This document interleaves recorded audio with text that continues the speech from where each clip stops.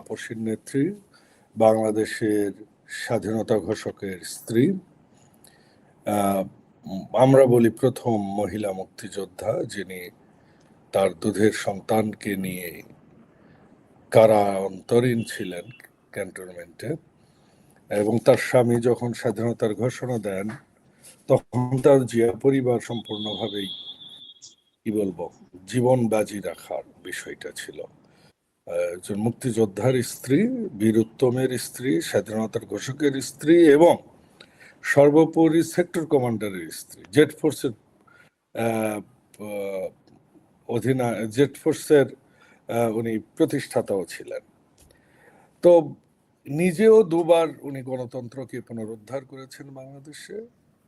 এরশাদের সেই স্বৈর শাসনের বিরুদ্ধে আন্দোলনে তিনি সবার আগে ছিলেন এবং নেতৃত্ব দিয়েছেন, এবং এই পুরো 17 বছরে যে আন্দোলন, এই আন্দোলনের মূল ভূমিকায় যিনি কোনোদিনও মাথা নত করেননি আধিপত্যবাদের কাছে, তিনি হচ্ছেন বেগম খালেদা জিয়া। মরহুম খালেদা জিয়া বেঁচে থাকলে আজকের পার্লামেন্ট, আজকের বাংলাদেশ আরেকটু অন্যভাবে আমরা উপভোগ করতে পারতাম। আল্লাহ তাকে বেহেশতবাসী করুন। দেখুন, মানে যে বিষয়টা তারা বারবার বলছেন, ম্যাডাম খালেদা জিয়া থাকলে ছুঁড়ে ফেলে দিতেন, আমরাও তো ছুঁড়ে ফেলে দিতাম, কারণ ম্যাডামকে তো ম্যাডামের কথা আমরা অক্ষরে অক্ষরে পালন করি। সেই অপশনটা তো রাখেননি তারা। দ্বার বন্ধ করে কি বলে, কি যেন রাখি, সত্য বলে তবে আমি কোথা দিয়ে ঢুকি। পুরো কবিতাটার লাইনটা আমার মনে নাই। তো আপনি নিজের দরজা বন্ধ করে আপনি বলছেন যে এই ঘরে ঢুকুন, এটা তো সম্ভব হয় না, তাই না?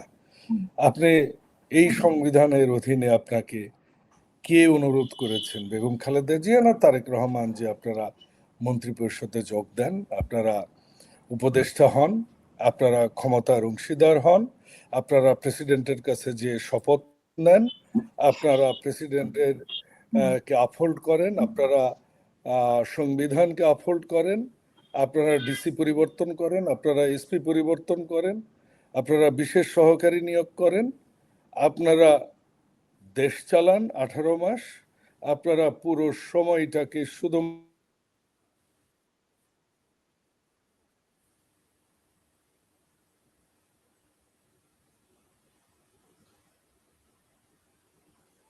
আচ্ছা, আমার এখানে কি সমস্যা হচ্ছে নাকি আপনাদের এখানে সমস্যা হচ্ছে? আমি একটু শুনতেও সমস্যা। না, আমি শুনতে পেয়েছি, বাট হুদা ভাইয়ের কথা মাঝখানে একটু অফ হয়ে গেছে। তো এই এত কিছু আপনারা করবার পর আপনারা এখন এসে খালেদা জিয়াকে সম্মান জানাচ্ছেন, মায়ের চেয়ে মাসির দরদ কি একটু বেশি হয়ে গেল না? খালেদা জিয়ার সন্তানকে আপনারা কি শব্দ ব্যবহার করে অপদস্থ করেছেন ঢাকা বিশ্ববিদ্যালয় চত্বরে, আমরা কি দেখিনি? একজন স্বাধীনতার ঘোষকের সন্তান, একজন বীর উত্তমের সন্তান, একজন প্রেসিডেন্টের সন্তান, 3 বারের প্রধানমন্ত্রীর সন্তান, বাংলাদেশের সবচেয়ে বড় রাজনৈতিক দলের সন্তান, 17 বছরে যিনি বাংলাদেশ থেকে এক্সাইল ছিলেন, যিনি আধিপত্যবাদের বিরুদ্ধে কথা বলবার জন্য, পরিকল্পনা করবার জন্য 1/11-এর শিকার হয়েছিলেন, তার নামে আপনারা কি স্লোগান দিয়েছেন? ঢাকা বিশ্ববিদ্যালয়ের এটা কিন্তু জাতি দেখেছে। Let me start from that point, is that যে অবশ্যই ম্যাডাম খালেদা জিয়ার আদর্শ, তার ভিউ, তার প্রত্যেকটা অর্ডার, নির্দেশনা, তার দিক, উনি যেসব দিক আমাদেরকে দেখিয়ে গিয়েছেন সেটা আপহোল্ড করে বিএনপি, এবং বিএনপি সেটা রেসপেক্ট করে, এবং সেজন্যই বিএনপি প্রথমে যখন কথা উঠেছিল, এই আপনার এটা code and code, I am not telling you from reading anywhere because it's in parliament, ওই সময় আমাদের বিএনপির পক্ষ থেকে যিনি এই সংস্কার কমিশনের আমাদের পক্ষ থেকে যিনি ছিলেন, বর্তমান স্বরাষ্ট্রমন্ত্রী সালাউদ্দিন আহমেদ ছিলেন, উনি প্রথমে বলেছেন এটাকে লিগ্যালিটি দিতে গেলে we have to go for the গণভোট।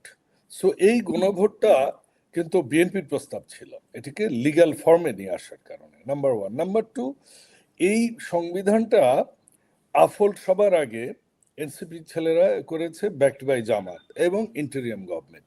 ইন্টেরিয়াম গভর্নমেন্ট এখানে অনেকগুলো মকারি করেছে, অ্যান্ড আমি বলছি, দায়িত্ব নিয়ে বলছি, মকারি করেছে। তো মকারি নাম্বার ওয়ান হচ্ছে কি জানেন, এখানে নিজেদের পছন্দ অনুযায়ী কিছু কাজ করেছেন তারা। প্রথম পছন্দ অনুযায়ী কাজটা কি, ওনারা এই যে এনসিপি ছেলেরা যারা জীবন দিল, ফ্রন্টলাইনার ছিল, জীবন অ্যাকচুয়ালি দিয়েছে প্রাইভেট বিশ্ববিদ্যালয়ের ছেলেরা, কিন্তু সরকারের ভাগ কিন্তু একটি প্রাইভেট বিশ্ববিদ্যালয় হয়নি, এমনকি এবং জনসাধারণ হয়েছে কিন্তু গুটি কয়েক মানুষ। যাই হোক, সেটা অন্য আলোচনা, ওইটা অন্য চ্যাপ্টার। তো তারা যখন আসলেন, এই ছোট বাচ্চাগুলাকে যখন সরকারের পার্ট করলেন, তখন কিন্তু এই যে আর্থিক অনিয়ম, ট্রান্সফার, পুরো সরকারের ভাগ নিয়ে, এটা পুরো সিচুয়েশনটা কিন্তু একটু অন্যরকমই হলো। এটা আমি জানি না ইউনূস সাহেব কি তাদের নষ্ট করার জন্যই করলেন কিনা। এবং মজার বিষয় হচ্ছে, এই নির্বাচনটা আমরা 90 দিনের মধ্যে চেয়েছিলাম, সেটাকে ড্রাগিং করে 18 মাসে নিয়ে গেলেন। এই যে 18 মাসে নিয়ে যাওয়ার মাধ্যমে এই এনসিপিকে তারা একরকম দুর্বল করে দিলেন। 3 মাসের মধ্যে ভোট হলে হয়তো বা এনসিপির চেহারাটা অন্যরকম হতো। যাই হোক, যখন তারা পার্টি ফর্ম করেছেন, তখন আর যে দলীয় মানুষ হিসেবে আমার আর সেটা বলবার অপশন নেই, বাট একজন সাধারণ নাগরিক হিসেবে আমার অবজারভেশন বললাম। তো তাদেরকে যখন শেষ করে দেওয়া হলো, তখন এই যে জুলাই নিয়ে সোচ্চার হওয়া শুরু করলো একটা দল, যে দলকে যখন ব্যান্ড করে সেই ফ্যাসিস্ট সরকার, এই দল কিন্তু তখন একটি কথা উচ্চারণ করেনি, বরঞ্চ 28 অক্টোবর 2023-এ এই দল, আমরা যখন সাউন্ড গ্রেনেড খাই, আমরা যখন টিয়ার গ্যাস খাই, জীবন নিয়ে যখন ছুটাছুটি করি, পালায়ে যখন যাই, হ্যাঁ, তখন পালায়ে যাবার সময় যখন নিজ চোখে দেখি ফকিরাপুলের চারমাথায় পুলিশরা অনেক সুন্দরভাবে তাদের প্রোটেকশন দিয়ে প্রোগ্রাম করায়, তখন থেকে কিন্তু আমার মনের মধ্যে অনেক প্রকারের প্রশ্নের উদ্রেক হয়েছে। এই প্রশ্নগুলোর কিন্তু উত্তর এখন আমি পাচ্ছি। এই দলটা এমন একটা দল, যে দল আজীবন মুখে বলে ভারত বিরোধিতা, মিটিং করে গোপনে প্রকাশ হয় 1 বছর পর। এই দলটা এমন একটা দল, যে দলটা এই যে ভোটের নিয়ে, ভোটকে এস্টাবলিশ করার জন্য কথা বলে, মনে হয় 70% ভোট তারা দিয়েছে, কিন্তু আপনি যদি খেয়াল করেন 50% ভোট ধানের শীষ এককভাবে, এবং আমরা যদি অন্য জোট যাদেরকে আমরা আমাদের সাথে নিয়েছি সব নিলে আমরা 55% ভোট। তার মানে 70%-এর কত পার্সেন্ট বিএনপি ভোটার? 1। 2, বিএনপি যদি না চাইতো, এটা কি কোনো ক্রপে এটা কি সম্ভব হইতো নাকি? এটা হইতো না। কাজে কেউ আমরা 71-এর পর যেমন দেখেছি, 25শে মার্চ রাতে রাজনীতিবিদরা দিশেহারা, জাতিকে দিশে দেখাতে ব্যর্থ হয়েছে, একজন আর্মি অফিসারকে জীবনের ঝুঁকি নিতে হয়েছে দেশের জন্য, তার জীবন বাজি রেখে যখন স্বাধীনতার ঘোষণা দিতে হয়েছে, ঠিক ওই রকম একটা অবস্থায় কিন্তু বিএনপি রাস্তায় ছিল এবং 31 দফা রাষ্ট্র সংস্কারের প্রস্তাব দিল। সেই সংস্কার কি?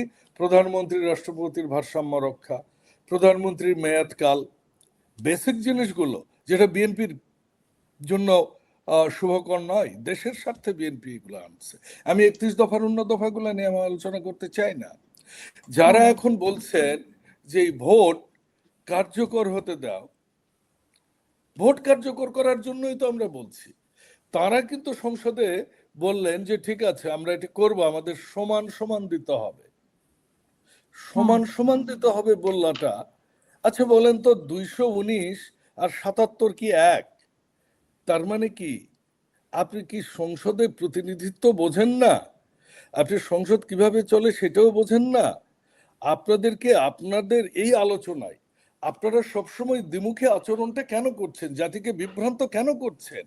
৭১-এর পর যেভাবে আওয়ামী লীগ নিজেদেরকে ব্যক্তিগত সম্পত্তি বলেছিল স্বাধীনতা, এই এই জুলাই জুলাই বলে বলে, কিন্তু জুলাই জুলাই করে করে নয়, জুলাই জুলাই করে করে হলে তারা আজকে এই গণভোটের যে রায়, এটার জন্য সংবিধান ঠিক করত, এটার জন্য এটা সংবিধানে ইনকর্পোরেশন করার জন্য সংসদকে সহায়তা করত। তারা দেখুন তারা কি করলো, আমি খুব অবাক হলাম, অ্যাটিটিউড একদম ফ্যাসিস্ট আওয়ামী লীগের মতো। সংসদ শুরু হলো, রাষ্ট্রপতির ভাষণ, রাষ্ট্রপতির ভাষণের উপর আমি সংসদ শুরুর আগে শুনলাম যে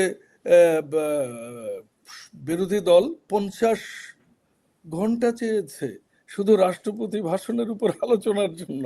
শুনে আমি একটু হাসলাম যে ছোটবেলায় শুনেছি রাষ্ট্রপতি কি সব ভাষণ দেয়, এটা নিয়ে সারাদিন আলোচনা হয়, আবারও এখানে ওই একই জিনিস শুরু হবে নাকি? বলে না, এটা তো বিরোধী দলের দাবি, অথচ তারা রাষ্ট্রপতি ভাষণ দেওয়ার পর তারা পদত্যাগ করলো। What does this mean? এই রাষ্ট্রপতিকে আফোল্ড করলো কারা? এই রাষ্ট্রপতির ভাষণের উপর 50 মিনিট সময় কারা চাইলো, চেয়ে তারা ওয়াক আউট করলেন। আজকের এই যে গণভোট নিয়ে, সংবিধান সংশোধন নিয়ে যখন কথা আসলো, তখন প্রথম আবদার কি, আমাদেরকে 50-50 দিতে হবে এই কমিটিতে। আরে ভাই, জনগণ দেয়নি, আমরা কে? জনগণ সার্বভৌম। তো এইখানে এসে আপনি 77 মানে 50-50 দিতে হবে যে পরিষদটা গঠন করার কথা, সেই পরিষদে নয়। আরে ভাই, ওটা তো রবীন্দ্রনাথের পরিষদ ছিল। পরিষদের সাথে ধরিতেছিলেন মাছ, শুনিয়া রাগিয়া কহিলেন মারিয়া করিব খুন, বাবু যত বলে পারিষদ বলে তার শতগুণ। এইসব রাবীন্দ্রিক পরিষদ নিয়ে বিএনপি চলে না, বিএনপি জনগণ নিয়ে চলে, বিএনপি মানুষকে নিয়ে কথা বলে। তো এই মানে যে কমিটি হবে সংবিধান মানে সংশোধনে, সেখানে তারা দাবি করলেন কি সুন্দর করে, আমাদেরকে সমান সংখ্যক দিতে হবে। মূলত এটা না পেয়ে কি তারা ওয়ার্কআউট করলেন? আপনি যদি সংসদের বক্তব্যগুলো ভালো করে শোনেন, খুব মজা লাগবে, ভালো করে শোনেন। আমি মনে করি তাদের এই মুহূর্তে বাংলাদেশের যে বেসিক প্রবলেম, বাংলাদেশ এই মুহূর্তে বেসিক প্রবলেম কি বলেন? জ্বালানি। এই মুহূর্তে বাংলাদেশের বেসিক প্রবলেম কি? ডেট সার্ভিসিং, যেসব ঋণ আছে আভ্যন্তরীণ এবং বিদেশি ঋণ। এই মুহূর্তে বাংলাদেশের সবচেয়ে বড় প্রবলেম কি? যে আমাদের যে পেয়েবল গুলা, বিদেশের যে পেয়েবল গুলা হেজিং করা আছে দীর্ঘদিন থেকে, হাসিনা সরকার এবং এরপর ইউনূস সরকার। এই মুহূর্তে আমাদের সবচেয়ে বড় প্রবলেমটা কি বলেন? এই মুহূর্তে আমাদের সবচেয়ে বড় প্রবলেম হচ্ছে বাচ্চারা হামে মারা যাচ্ছে। হামের টিকা গত 2 বছর, 2.5 বছর, 3 বছর থেকে দেশে নাই। এই মুহূর্তে বাংলাদেশের সবচেয়ে বড় সমস্যা কি জানেন? 4 কোটি বেকার তরুণের চাকরি। এই মুহূর্তে বাংলাদেশের সবচেয়ে বড় সমস্যা কি জানেন? দারিদ্র সীমা গত 17 বছরে যে হারে নেমে গেছে। গ্রামে থাকি তো, মানুষকে দেখলে খারাপ লাগে। মানুষ চিকিৎসার জন্য আসে, বলে আমার পা ভেঙে গেছে। যখন বলি ওই অর্থোপেডিকের কাছে যান, আরেকটা আমার কোনো পলিটিক্যাল কর্মীকে যখন বলি এই চাচিকে অ্যাকম্পানি করো এবং যা ওষুধ লাগে দিয়ে দাও, চাচি তখন বলে বাবারে চিকিৎসা, আমাদের লোকাল ভাষায় বলে বাবারে হামার চিকিৎসা হামি করে লিমো, বা তুমি হামাক যা পারেন লগত দাও। তখন যখন তাকে আমি টাকা 500 দিই, সে হাসি মুখে চলে যায়। কেন যায় জানেন?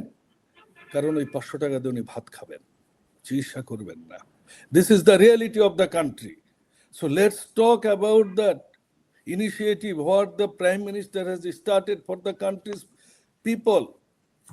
এই প্রান্তিক মানুষদের জন্য প্রধানমন্ত্রী যে জিনিসগুলো করছেন, ফ্যামিলি কার্ড দিচ্ছেন, প্রধানমন্ত্রী যে কৃষক কার্ডের উদ্যোগ নিয়েছে, প্রধানমন্ত্রী যে এই দীর্ঘদিনের খাল যে সংক্ষেপ করবেন, আমরা একটু শুনবো ওনার কাছে। তো বটম লাইন হচ্ছে আমাদের বাংলাদেশের জন্য কাজ করতে হবে, মানুষের জন্য কাজ করতে হবে। ধন্যবাদ, অসংখ্য ধন্যবাদ।